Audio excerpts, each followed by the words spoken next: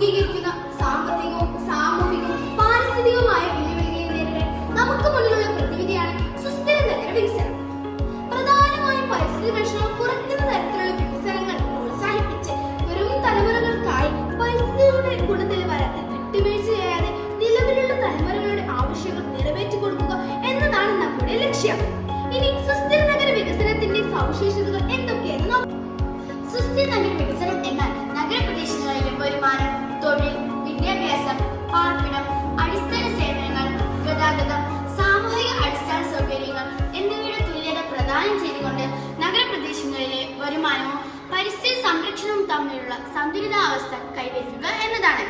പൊതുഗതാഗത സൗകര്യങ്ങൾ മെച്ചപ്പെടുത്തുക എന്നതാണ് അടുത്തത്.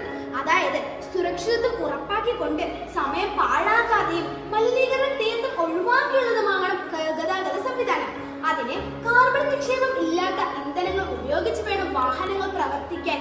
അതിനായി ഗ്രീൻ ഹൈഡ്രജൻ ഫ്യൂൽ അല്ലെങ്കിൽ ഇലക്ട്രിക് ഫ്യൂൽ ഉപയോഗിക്കാവുന്നതാണ്.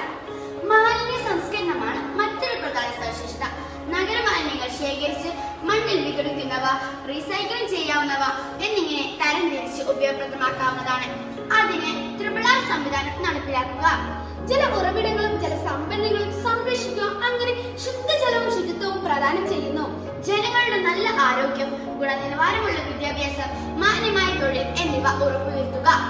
ആധുനിക സാങ്കേതിക വിദ്യകളും ആശയവിനിമയവും നടപ്പിലാക്കുന്നതിലൂടെയുള്ള വ്യാവസായിക നവീകരണം തീർച്ചപ്പെടുത്തുക.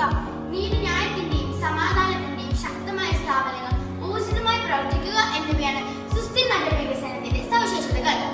ഈ വലിയ പരിവർത്തനത്തിന് നേതൃത്വം നൽകാൻ നമ്മുടെ സർക്കാർ കൃത്യമായ നയങ്ങൾ, പ്രോത്സാഹനങ്ങൾ, നിക്ഷേപങ്ങൾ എന്നിവയിലൂടെ മുന്നോട്ട് വരികയാണ് വേണ്ടത്.